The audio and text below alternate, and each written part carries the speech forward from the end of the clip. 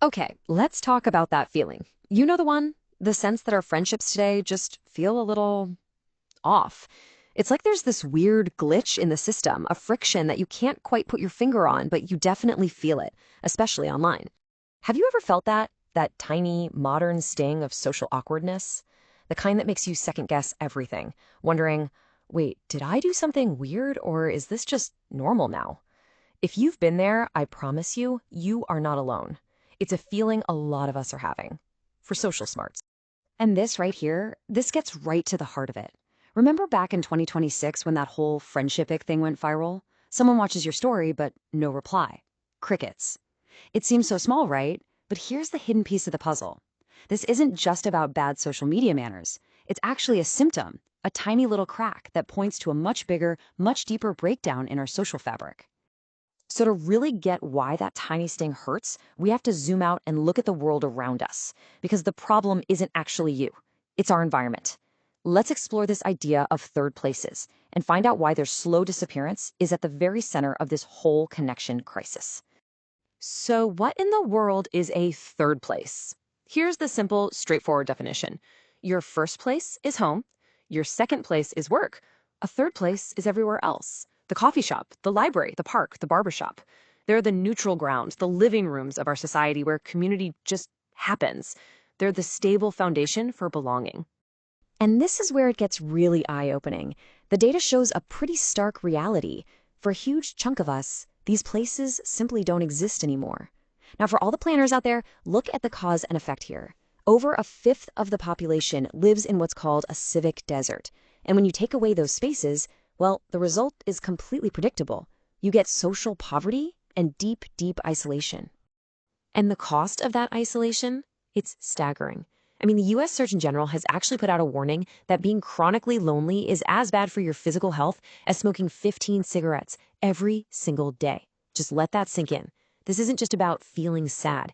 It's a massive public health crisis that is literally taking years off our lives. And this is so, so important to hear. I really want this to land. If you feel disconnected, you are not a failure. It's not a personal problem.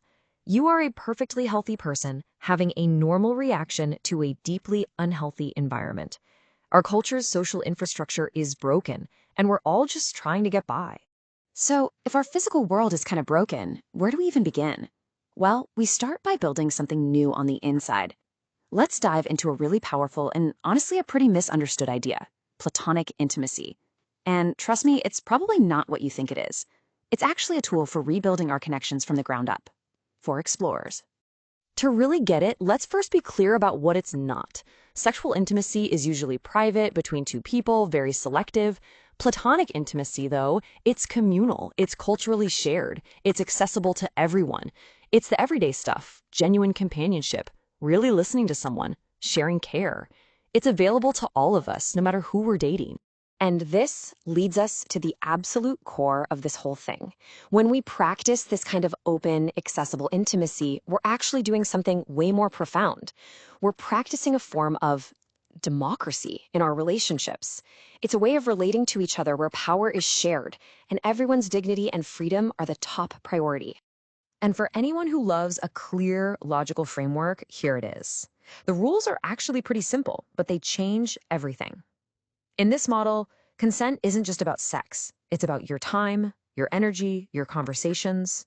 It's a system where being vulnerable is safe, and when things go wrong, the goal is to repair the connection, not to blame and humiliate. Okay, so that all sounds great on paper. Fantastic theory. But how do we actually do this in our messy, complicated real lives? Let's get practical. Let's look at the actual tools we can use to start building this new way of connecting. Okay, I know this term relationship anarchy can sound a little intense, but it's honestly one of the most practical tools we have. And for anyone who values safety and clarity, please don't let the name throw you. It is not about chaos. It's a structured, safe way to consciously design your relationships based on what really works for the people involved, instead of just following old, outdated scripts.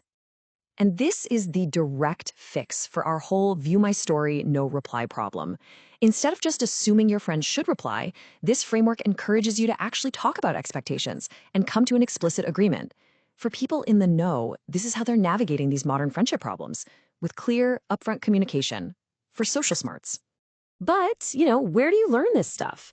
That brings us to a new concept. Relational education clinics. You can think of these as safe, step-by-step learning environments. You start with the absolute basics, like learning the language for setting boundaries.